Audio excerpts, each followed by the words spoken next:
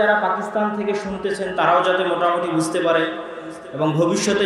যদি এটা audio video আকারে যায় তবু উপস্থাপনাটা যেন উর্দুতে থাকে। तो मुहतरम हाजरीन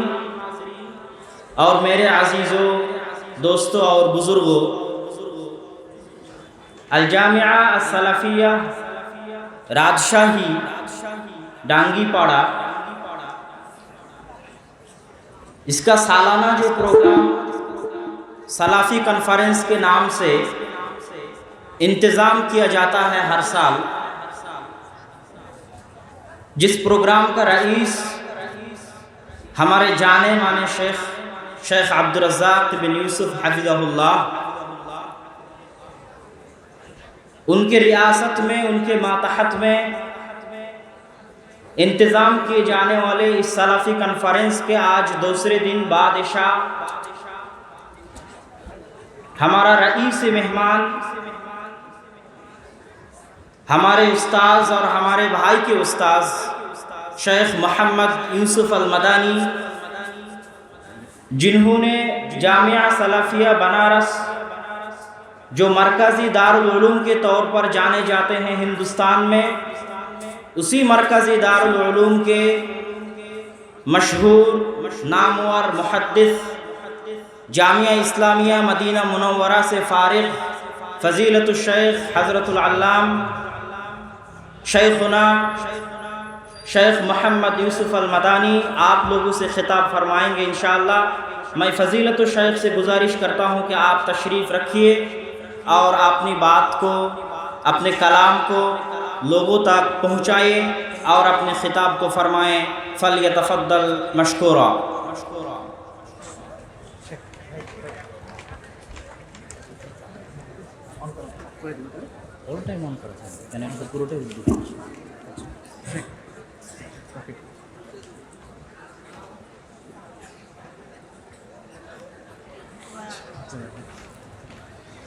अस्सलामु अलैकुम व रहमतुल्लाहि व बरकातुहू। इन्नल हम्दलिल्लाहि नहमदुहु व नस्तईनुहु व नस्तगफिरुह व नऊज़ु बिल्लाहि मिन शुरूरि अनफुसिना व मिन सय्यिआति अमालिना। मन यहदिहिल्लाहु फला मुज़िल्ल लहु व मन युज़लिल फला हादिय लहु। وأشهد أن لا إله إلا الله وحده لا شريك له وأشهد أن محمدا عبده ورسوله. أما بعد فإن خير الحديث كتاب الله وخير الهدي هدي محمد صلى الله عليه وسلم وشر الأمور محدثاتها وكل محدثة بدعة وكل بدعة ضلالة وكل ضلالة في النار. عن أبي هريرة رضي الله تعالى عنه قال قال النبي صلى الله عليه وسلم لا يشكر الله من لا يشكر الناس. رواه أحمد وأبو داود وصححه الإمام الألباني.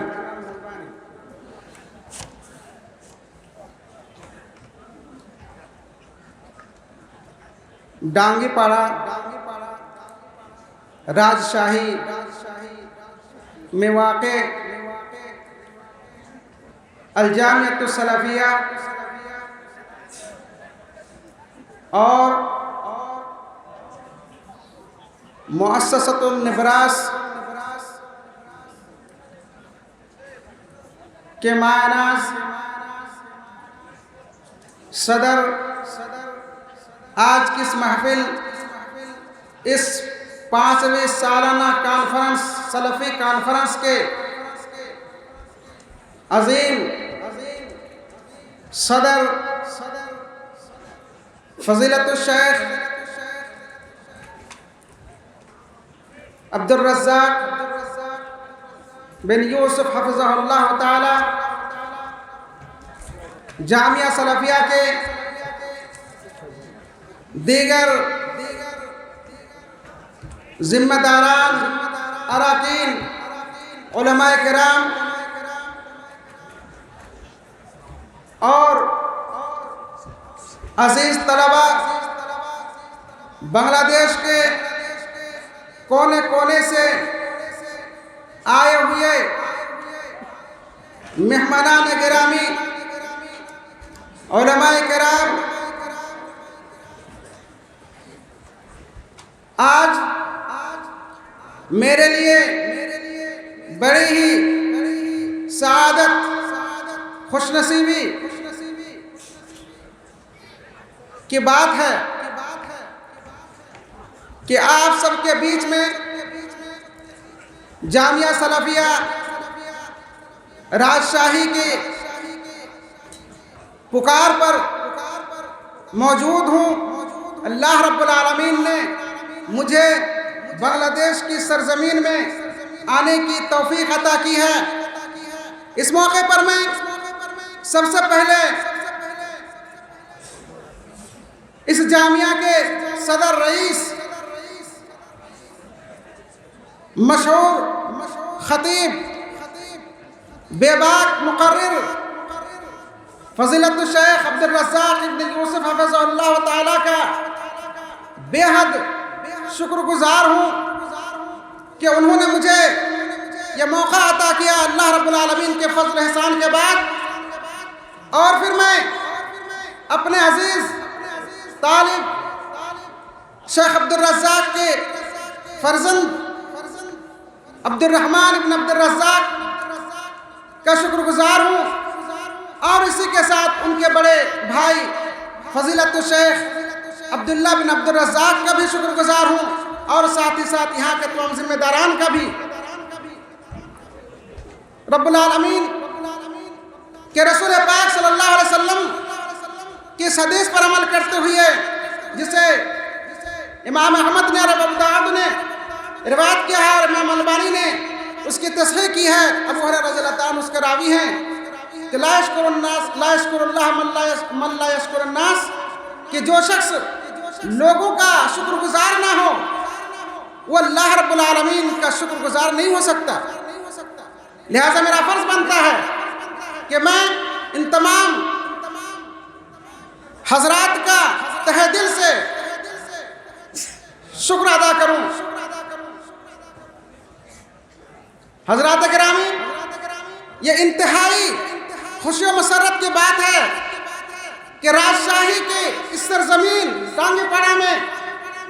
اتنی بڑی سرزمین پر جو تقریباً 25 بیگھے پر مشتمل ہے، اتنا عظیم ادارہ قائم کرنا اللہ رب العالمین کے فضل و کرم کے بعد یقیناً شیخ عبدالرزاق کی محنت آگے ہے، اور انہی کی محنت کے بدولت اتنا عظیم اور اتنا بڑا ادارہ وجود میں آ رہا ہے۔ اور صرف یہی نہیں بلکہ ڈھاکہ کے قریب بھی اس سے وسیع تر زمین پر جو تقریباً 50 بیگھے سے بھی زائد ہے، وہاں پر ایک عظیم الشان ادارہ وجود میں آنے والا ہے۔ اور صرف وہی نہیں بلکہ دیناجپور میں اور بڑی شالیہ ایسی کسی جگہ میں بھی 4 جگہ پر بنگلہ دیش کے اندر اتنا عظیم ادارہ اور اتنی بڑی اور وسیع زمین پر جامعہ سلفیہ کے نام سے ادارہ کا وجود میں آنا یقین اللہ رب العالمین کے فضل و احسان تو ہے، اس کا کرم ہے ہی۔ سب سے پہلے اور سب سے آخر میں اسی کا شکر گزار اور اسی کا شکریہ، اسی کے حمد و ثنا، لیکن ساتھ ہی ساتھ آپ تمام لوگوں کا، آپ تمام بزرگوں کا، آپ تمام بھائیوں کا، آپ تمام دردمندان ملت اسلامیہ کا، بنگلہ دیشیوں کا، خصوصاً صحیح العقیدہ ہمارے اہل حدیث مسلمان بھائیوں کا بھی ہم شکریہ ادا کرنا اپنے اوپر ضروری سمجھتے ہیں۔ اور یہ آپ کے دریا دلی کا زندہ ثبوت ہے کہ اتنا وسیع سرزمین پر اتنے بڑے ادارے جو ہے وجود میں آپ لا رہے ہیں اللہ کے فضل و کرم سے۔ یہ انتہائی خوشی اور مسرت کی بات ہے، اور یقیناً اس سے ایک بہت ہی اچھا پیغام دنیا میں جائے گا کہ کل نہیں آج صحیح آئندہ صحیح اس سرزمین سے سلفی دعوت اور اثری دعوت، اہل حدیث کی دعوت انشاءاللہ پورے بنگلہ دیش میں، اور صرف بنگلہ دیش میں نہیں اس کے اڑوس پڑوس ملک میں بھی انشاءاللہ وسیع پیمانے پر جو ہے یہ دعوت پھیلے گی۔ لیکن آپ کو اے میرے بنگلہ دیشی بھائیوں، صحیح العقیدہ مسلمانوں، میرے ہمدردوں اور اس ادارہ کے اس سے پہلے ہمدرد، آپ کو کبھی ساتھ نہیں چھوڑنا ہے، ہمیشہ آپ کی اس ادارے کے ساتھ لگے رہنا ہے، کیونکہ آپ کو معلوم ہے شیخ عبدالرزاق ان کے بچوں کے پاس ہے کیا، کہ جو کچھ بھی ہو رہا ہے اللہ کے فضل و کرم کے بعد آپ ہی لوگوں کے تعاون سے ہو رہا ہے اور ہوگا انشاءاللہ۔ اتنا بڑا اس ادارے کو بنائیے اور اتنا کام اس سے لیا جائے، چاہے وہ خطابت کے میدان میں ہو، چاہے تحریر کے میدان میں ہو، چاہے وہ تدریس کے میدان میں ہو، چاہے دعوت کے میدان میں ہو، چاہے رفع کام کے میدان میں ہو، اس عظیم ادارے سے اس سارے کام میں نمایاں طور پر جو ہے آپ کو آگے بڑھنا ہے اور اللہ رب العالمین کی رضا اور خوشنودی کو سامنے رکھ کر کے پورا ثابت کر دینا ہے کہ ہاں واقعی یہ دعوت توحید سلفی دعوت ایک زندہ دعوت ہے اور یہ مکمل اسلام کی صورت اور شکل ہے۔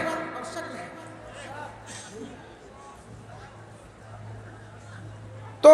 اولاً و آخراً میں اللہ رب العالمین کا شکر گزار ہوں اور دعا گو ہوں کہ اللہ رب العالمین اس عظیم ادارے کو دین دوگنی رات چوگنی ترقی عطا کرے تاکہ یہ اپنے آخری منزل تک پہنچے اور اس ادارے کے ذریعے پورے ملک میں اور ملک کے باہر بھی یہ سلفی دعوت پھیل سکے اور عام ہو سکے۔ حضرات گرامی، چونکہ میں یہاں آیا ہوں تو مجھے وقت دیا گیا ہے، میں ضروری سمجھتا ہوں کہ کچھ بات پر آپ سے کروں، ہو سکتا ہے اللہ رب العالمین میری اس بات سے آپ کو کچھ فائدہ پہنچائے اور اسی کے بدولت مجھے بھی اللہ رب العالمین اجر و ثواب سے نواز دے۔ نبی پاک صلی اللہ علیہ وسلم اس دنیا میں آئے، عقیدہ لے کر کے آئے، احکام لے کر کے آئے، سب کچھ ہوا، سب سے بڑی عبادت اللہ رب العالمین نے اپنے رسول کے ذریعے جو ہمیں عطا کی وہ ہے صلاۃ۔ صلاۃ ہمیں کیسے ادا کرنی ہے؟ معلوم ہے صلو کما رأیتمونی اصلی، نبی پاک صلی اللہ علیہ وسلم کا فرمان ہے کہ میری امتیوں جیسے مجھے نماز پڑھتے ہوئے دیکھو ویسے نماز پڑھو۔ نماز کے جو احکامات جو تعلیمات ہم نے تم کو دیے ہیں انہی احکامات و تعلیمات کو بروکار لا کر کے تم نماز ادا کرو، تبھی اللہ رب العالمین کے یہاں صلاۃ جو ہے قائم ہوگی، مقبول ہوگی۔ دیکھیے اسی صلاۃ سے متعلق ایک مسئلہ ہے، میں اس مسئلہ پر تھوڑی سی روشنی ڈالوں گا اور پھر اپنی بات ختم کروں گا انشاءاللہ، اور پھر ہمارے فضیلت الشیخ عبداللہ مدنی حفظہ اللہ تعالیٰ اس کا ترجمہ آپ کے سامنے بنگلہ میں کریں گے انشاءاللہ۔ حضرات گرامی، ایک مسئلہ ہے نماز ہی سے متعلق سترہ کا۔ سترہ کا معنی یقیناً علماء طبقہ سے میں مخاطب نہیں ہوں، ظاہر کو جانتے ہیں، لیکن میں عوام سے مخاطب ہوں، آپ سے، آپ دینی بھائی سے جو کچھ دین کا علم حاصل کرنے، دینی احکام سیکھنے کے لیے یہاں 2 دن سے ماشاءاللہ بلکہ 3 دن سے آپ لوگ یہاں اس میدان میں پڑے ہوئے ہیں گھر بار چھوڑ کر کے، تو میں ان تک اپنی بات پہنچانا چاہتا ہوں۔ یہ صلاۃ کا مسئلہ ہے، سترہ کا معنی ہوتا ہے کہ نمازی صلاۃ ادا کرنے والا جب صلاۃ ادا کرے تو اپنے سامنے کوئی آڑ رکھ لے، چاہے وہ ڈنڈا رکھے، چاہے وہ دیوار ہو، چاہے وہ کھوٹی ہو، کھمبا ہو، یا کوئی بھی چیز ہو جو تقریباً یہ اتنی مقدار میں ہو، 1 ہاتھ یا 1 ہاتھ سے کم، اس اتنی مقدار میں اپنے سامنے رکھے، اسے سترہ کہا جاتا ہے، تاکہ آدمی صلاۃ ادا کرنے والے کی نظر اور توجہ جو ہے صرف اللہ رب العالمین کی طرف ہو اور اس کی توجہ ادھر ادھر بٹے نہ، منتشر نہ ہو، ایک اللہ رب العالمین کی طرف جو ہے متوجہ ہو اور پورے خوش و خضوع کے ساتھ صلاۃ ادا کر سکے، اور شیطان اس کے آگے سے یا اور دوسری چیزیں وہ اس کے آگے سے نہ گزر سکے۔ تو یہ جو سترہ کا مسئلہ ہے، یہ اس کا حکم ہے کیا یہ سنت ہے یا واجب ہے؟ تو آپ جانتے ہیں کہ شریعت کے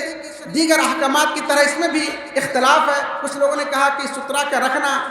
صلاۃ کے حالت میں سترہ کا رکھنا یہ سنت ہے، تو کچھ لوگوں نے کہا کہ واجب ہے۔ ہمارے نزدیک سترہ کا واجب ہونا ہی زیادہ بہتر ہے، اور اس کی دلیل یہ ہے کہ حضرت عبداللہ بن عمر رضی اللہ عنہ فرماتے ہیں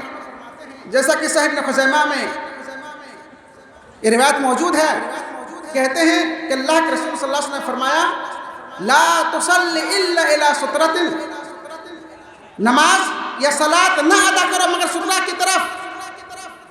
ولا تدع احدا یمر بین یدیک، اور اپنے سامنے سے کسی کو گزرنے نہ دو، فإنما هو القرین، کیونکہ اس کے ساتھ شیطان ہوتا ہے، لہذا اس کو گزرنے مت دو۔ یہ حدیث اس بات کی صریح دلیل ہے کہ اللہ کے رسول صلی اللہ علیہ وسلم نے سترہ رکھے بغیر صلاۃ ادا کرنے سے منع فرمایا ہے۔ اس کا مطلب یہ ہوا کہ سترہ کا رکھنا یہ واجب ہے، ضروری ہے۔ اور اسی طرح حضرت طلحہ بن عبید اللہ رضی اللہ تعالیٰ عنہ کی روایت ہے، صحیح مسلم میں ہے، کہتے ہیں کہ اللہ کے رسول صلی اللہ علیہ وسلم نے فرمایا اذا وضع احدکم بین یدیہ مثل مؤخرۃ الرحل فلیصلی ولا یبالی من مر وراء ذلک۔ اللہ کے رسول فرماتے ہیں کہ جب تم میں سے کوئی اپنے سامنے کجاوا یا پالان کہ جس پر اونٹ کی سواری کرنے والا سوار ہوتا ہے اور اس کے پیچھے طرف جو لکڑی ٹیک لگا کر رکھی جاتی ہے اتنی اونچائی کے برابر لکڑی رکھ لے، اور پھر اس کے بعد سے اس تب جو ہے وہ نماز پڑھے، فلیصلی، تب نماز پڑھے وہ۔ اس کا مطلب یہ ہے کہ جب صلاۃ ادا کرنے کھڑا ہو تو اپنے سامنے اتنی مقدار اونچائی پر ایک لکڑی جو ہے یا کوئی بھی چیز اس طرح کی سامنے رکھنا ہے، اور پھر اس کے پیچھے سے کوئی چیز گزرے تو اس کی کوئی پرواہ نہیں۔ ایسے کہ ایک حدیث اور ہے جس کا راوی ہے سہل بن ابی حثمہ رضی اللہ تعالیٰ عنہ ہیں، وہ کہتے ہیں کہ اللہ کے رسول نے فرمایا اذا صلی احدکم فلیصلی الی سترۃ، جب تم میں سے کوئی صلاۃ ادا کرے تو سترہ کی طرف رخ کر کے صلاۃ ادا کرے۔ یہ تینوں حدیثیں اس بات کی دلیل ہیں کہ صلاۃ ادا کرنے والے کو چاہیے، بلکہ واجب ہے کہ اپنے سامنے سترہ رکھ کر کے نماز ادا کرے۔ میں نے دیکھا ہے، بہت سی جگہوں میں دیکھا ہے، یہاں بھی بہت سے لوگ میں نے دیکھا ہے، اس لیے میں نے سوچا کہ آج ایک مسئلہ بتا دوں، ہو سکتا ہے کچھ بھائی اس پر عمل کریں تو انشاءاللہ انہیں بھی نیکی ملے گی، وہ بھی سنت پر عمل کریں گے۔ اگر سنت مانتے ہیں اور اگر واجب ہے تو اس پر وہ عمل کریں گے، انشاءاللہ جو ہے وجوب کے اوپر سے وجوب جو ادا ہو جائے گا۔ تو اور اس بات کی تائید اس سے بھی ہوتی ہے کہ رسول اللہ صلی اللہ علیہ وسلم سے یہ کبھی ثابت نہیں کہ آپ نے بلا سترہ کبھی نماز ادا کی ہو، کبھی صلاۃ ادا کی ہو بغیر سترہ کے، یہ ایسا کبھی نہیں ہے۔ اللہ کے رسول صلی اللہ علیہ وسلم جب بھی صلاۃ ادا کرتے تو سترہ کچھ نہ کچھ سامنے ہوتا ہی ہوتا۔ اسی کے ساتھ ایک مسئلہ یہ ہے کہ کیا سترہ کا رکھنا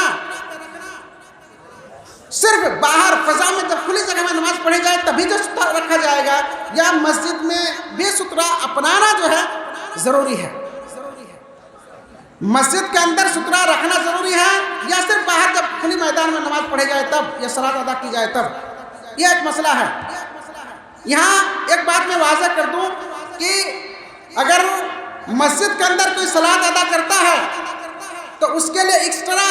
سترہ لکڑی وغیرہ کچھ رکھنا یہ الگ مسئلہ ہے، اور مسجد کے اندر جیسے دیوار ہے، کھمبا ہے یا کوئی چیز رکھی ہے پہلے سے، اس کو سامنے رکھ کر کے نماز ادا کرنا، صلاۃ ادا کرنا یہ الگ مسئلہ ہے۔ تو ایکسٹرا سترہ رکھنا یہ مسئلہ میرا نہیں ہے۔ میں جو بتانا چاہتا ہوں وہ یہ ہے کہ اگر کوئی شخص مسجد کے اندر صلاۃ ادا کر رہا ہے تو کیا وہ اس کو بھی سترہ اپنانا چاہیے؟ صلاۃ ادا کر رہا ہے تو سترہ اپنانا چاہیے یا نہیں چاہیے؟ مثلا وہ دیوار ہے سامنے پہلی صف میں کھڑا ہے، تو سامنے جو دیوار ہے اس کو سترہ بنا لے، یا کوئی شخص بیٹھا ہوا ہے تو اس کے پیچھے وہ نماز پڑھے، یا کہ کوئی کھمبا ہے، کھوٹی ہے تو اس کے پیچھے نماز پڑھے۔ ان چیزوں کو وہ سترہ اپنائے گا کہ نہیں اپنائے گا؟ ان چیزوں کو سترہ کے طور پر استعمال کرے گا کہ نہیں کرے گا؟ یہ چند بات اس تعلق سے میں عرض کر کے اپنی بات ختم کرتا ہوں۔ حضرت یزید بن ابی عبید رحمہ اللہ کہتے ہیں کہ کنت آتی مع سلمۃ ابن اکوع رضی اللہ تعالی عنہ فیصلی عند الاسطوانہ التي كانت عند المصحف۔ حضرت یزید بن ابی عبید کہتے ہیں، یہ صحیح بخاری کی روایت ہے کہ میں حضرت سلمہ بن اکوع رضی اللہ تعالی عنہ کے ساتھ مسجد نبوی میں آتا تو میں دیکھتا کہ فیصلی عند الاسطوانہ حضرت سلمہ بن الاکوع اس کھمبا کے پاس، اس استوانہ کھمبا کھوٹے کے پاس نماز پڑھنے کا ارادہ کرتے یا وہاں نماز پڑھنے کی کوشش کرتے جو کھمبا مصحف رکھے جانے والے جگہ کے پاس جو ہے تھا، یا کہ اس کھمبے پر وہ مصحف رکھا جاتا تھا۔ تو میں نے کہا یا ابا مسلم اراک تتحری صلاۃ عند هذه الاسطوانہ، اے سلمہ بن الاکوع رضی اللہ عنہ، میں آپ کو دیکھتا ہوں کہ جب آپ مسجد نبوی میں داخل ہوتے ہیں تو آخر کیا بات ہے اس کھوٹے یا کھمبا کے پاس آپ جو ہے نماز ادا کرنے کی کوشش، صلاۃ ادا کرنے کی کوشش کرتے ہیں، آخر کیا بات ہے؟ تو حضرت سلمہ بن الاکوع نے فرمایا کہ انی رأیت النبی صلی اللہ علیہ وسلم یتحری الصلاۃ عندها، میں نے نبی پاک صلی اللہ علیہ وسلم کو اس کھمبا کے پاس نماز ادا کرتے ہوئے میں نے دیکھا ہے، بلکہ آپ کوشش کرتے تھے اس کھمبا کو سامنے کر کے جو ہے نماز ادا کریں۔ یہ حدیث اس بات کی واضح دلیل ہے صحیح بخاری کی کہ اللہ کے رسول صلی اللہ علیہ وسلم کبھی کبھار مسجد نبوی میں جب صلاۃ ادا کرتے تو کھمبے کو سامنے رکھ کر کے اس کو سترا بنا کر کے نماز پڑھتے۔ اور صحیح بخاری میں باب الصلاۃ علی الاسطوانہ ایک باب ہے، ترجمۃ الباب ہے، اس کے تحت صیغہ جزم کے ساتھ امام بخاری نے حضرت عمر رضی اللہ تعالیٰ عنہ کا یہ فرمان نقل کیا ہے، اور وہ ہماری تحقیق میں وہ دونوں جو ہے وہ دونوں اثر صحیح ہیں۔ حضرت عمر کہتے ہیں کہ المصلون احق بالسوار من المتحدثین الیہا، کہ جو لوگ مسجد میں صلاۃ ادا کرتے ہیں وہ مسجد کے اندر موجود کھمبوں اور کھوٹیوں کے زیادہ حقدار ہیں بنسبت ان لوگوں کے جو مسجد میں موجود کھوٹی یا کھمبوں کو ٹیک لگا کر کے باتیں کرتے رہتے ہیں۔ کیا مطلب کہ آپ دیکھتے ہیں جب کھمبے ہوتے ہیں تو عام طور پر لوگ بیٹھ کر کے ٹیک لگا کر کے باتیں گفتگو کرتے ہیں، تو صلاۃ ادا کرنے والوں کو سترا رکھنے کے لیے جگہ نہیں ملتی یا کوئی چیز نہیں ملتی۔ تو حضرت عمر نے کہا کہ نہیں، جو لوگ صلاۃ ادا کرتے ہیں وہ زیادہ حقدار ہیں اس بات کے کہ ان کھمبوں کو سامنے کر کے نماز ادا کریں۔ اور وہیں پر یہ اثر بھی ہے کہ ان عمر رأى رجلا يصلي بين اسطوانتين فجعله الى ساریۃ وقال صل الیہا، حضرت عمر رضی اللہ تعالیٰ عنہ نے ایک آدمی کو دیکھا کہ وہ دو کھمبے کے بیچ میں صلاۃ ادا کر رہا ہے، تو حضرت عمر نے ان کو پکڑ کر کے ایک کھمبا کے پیچھے کر دیا اور کہا کہ اس کھمبا کی طرف رخ کر کے چہرہ کر کے تو نماز پڑھو۔ یہ کس بات کی دلیل ہے؟ تو کھمبا کہاں پر تھا؟ مسجد میں۔ حضرت عمر رضی اللہ تعالیٰ عنہ نے اس شخص کو پکڑ کر کے کھمبا کے پیچھے کر دیا اور کہا کہ ادھر رک کر کے نماز پڑھو۔ ایسے ہی کچھ اور دلیلیں بھی آپ سنیں۔ حضرت انس رضی اللہ تعالیٰ عنہ کہتے ہیں کہ کان المؤذن اذا اذن قام ناس من اصحاب النبی صلی اللہ علیہ وسلم یبتدرون السوار، مؤذن جب اذان کہہ لیتا تو نبی پاک صلی اللہ علیہ وسلم کے کچھ صحابہ کھڑے ہوتے اور کھمبوں کی طرف جو دوڑتے۔ آگے وہ کہتے ہیں کہ وَلَقَدْ رَأَيْتُ کبار اصحاب النبی صلی اللہ علیہ وسلم یبتدرون السوار عند المغرب، کہ میں نے کبار صحابہ، بڑے بڑے صحابہ کو میں نے دیکھا کہ جب مغرب کی اذان ہوتی تو وہ کھمبوں کی طرف دوڑتے 2 رکعت نماز ادا کرنے کے لیے، 2 رکعت صلاۃ مغرب سے پہلے 2 رکعت بطور سنت نفل کے ادا کرنے کے لیے کھمبوں کی طرف دوڑتے۔ اس کا مطلب یہ ہے کہ صحابہ کرام کبار صحابہ وہ مسجد کے اندر ستون اور کھمبوں کو سامنے کر کے نماز پڑھنے کا اہتمام کرتے تھے، ورنہ اس کا کیا مطلب ہے؟ حضرت انس رضی اللہ عنہ کا کہنا کہ وَلَقَدْ رَأَيْتُ كِبَارَ أَصْحَابِ النَّبِيِّ صلی اللہ علیہ وسلم يَبْتَدِرُونَ سَوَارِيَ عِنْدَ الْمَغْرِبِ حَتَّى يَخْرُجَ النَّبِيُّ صلی اللہ علیہ وسلم وَهُمْ يُصَلُّونَ رَكَعَتَيْنِ، یہاں تک اللہ کے رسول امامت کے لیے گھر سے نکل کر آتے اور وہ لوگ اسی حالت میں نماز پڑھ رہے ہوتے۔ اور اس کے علاوہ حضرت انس رضی اللہ تعالیٰ عنہ سے متعلق ہے، ان کے بارے میں یحییٰ بن ابی کثیر کہتے ہیں، جیسا کہ مصنف بن ابی شیبہ میں یہ اثر موجود ہے، وہ کہتے ہیں کہ رأیت انس بن مالک فی المسجد الحرام، لقد رأیت انس بن مالک فی المسجد الحرام قد نصب عصا وصلی علیہا، کہ میں نے انس بن مالک کو، یحییٰ بن ابی کثیر کہتے ہیں کہ میں نے انس بن مالک رضی اللہ عنہ کو مسجد حرام میں دیکھا، مسجد حرام مکہ کے مسجد حرام میں نے دیکھا کہ انہوں نے وہاں پر ایک ڈنڈا گاڑا اور اس کی طرف رک کر کے انہوں نے صلاۃ ادا کی۔ یہ آخر کس بات کی دلیل ہے؟ مسجد میں سترہ اپنانے کی دلیل ہے۔ جو لوگ یہ کہتے ہیں کہ سترہ صرف جو ہے فضا میں، کھلی جگہ میں، مسجد کے باہر جب صلاۃ ادا کی جائے تبھی جو ہے سترہ اپنا جائے گا۔ یہ سارے آثار اور اللہ کے رسول کے حدیث، فعلی حدیث اور قولی حدیث میں اللہ نے فرمایا کہ لا تصلی الا سترۃ، کہ صلاۃ ادا نہ کرو مگر سترہ کی طرف۔ وہ تو قولی ہے، اس میں تو نہ مسجد کی بات ہے اور نہ ہی فضا کی اور کھلی جگہ کی بات ہے، وہ تو عام ہے، وہ تو ہر دو جگہ کو شامل ہے، مسجد کو بھی اور خارج مسجد کو بھی۔ اور میں آخر میں ایک دو اور بات ذکر کرتا ہوں۔ حضرت نافع رضی اللہ تعالیٰ عنہ کہتے ہیں رحمہ اللہ کہتے ہیں کہ کان ابن عمر اذا لم یجد سبیلا الی ساریۃ من سوار المسجد، حضرت عبداللہ بن عمر متبع سنت ہیں، حضرت عبداللہ بن عمر متبع سنت ہیں۔ ان کے بارے میں ان کے شاگرد نافع مولا بن عمر کہتے ہیں کہ جب عبداللہ بن عمر کو مسجد کے ستونوں میں سے، مسجد کے کھمبوں میں سے کوئی کھمبا صلاۃ ادا کرنے کے لیے نہ ملتا اور ان کھمبوں کے پیچھے دوسرے لوگ صلاۃ ادا کرنا شروع کر دیتے، تو وہ مجھے کہتے ہیں،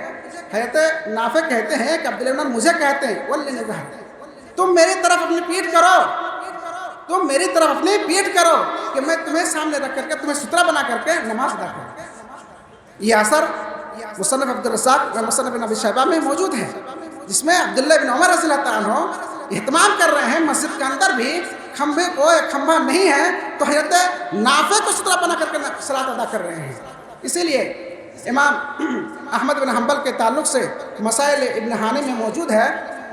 ابن حانی کہتے ہیں، ان کے شاگرد ہیں امام احمد رحمہ اللہ کے شاگرد ابن حانی، وہ کہتے ہیں کہ رآنی ابو عبداللہ یوما وانا اصلی، ایک دن مجھے ابو عبداللہ امام احمد نے مجھے دیکھا، میرے استاد نے، میرے شیخ نے، امام احمد رحمہ اللہ نے مجھے دیکھا کہ میں نماز ادا کر رہا ہوں، صلاۃ ادا کر رہا ہوں، ولیس بین یدی سترہ، اور میرے سامنے سترہ نہیں ہے، وکنت معه فی المسجد الجامع، حضرت ابن حانی کہتے ہیں میں امام احمد کے ساتھ جامع مسجد میں، جمعہ والی میں جامع مسجد میں تھا اور میں صلاۃ ادا کر رہا ہوں، میرے سامنے سترہ نہیں ہے۔ تو انہوں نے کہا فقال علی، تو امام احمد نے مجھ سے کہا استتر بشیء، کوئی چیز بطور سترہ رکھ لو، استتر بشیء، کوئی چیز اپنے سامنے سترہ کے طور پر رکھ لو، فاستترت برجل، تو میں نے اسی حالت میں جو ہے ایک شخص کو اپنے سامنے سترہ بنا لیا۔ ظاہر ہے کہ وہ آزو بازو میں رہا ہوگا وہ شخص، تو وہ ہٹ گئے ہوں گے اور اس شخص کو جو ہے جو سامنے بیٹھا ہوا تھا اس شخص کو سترہ انہوں نے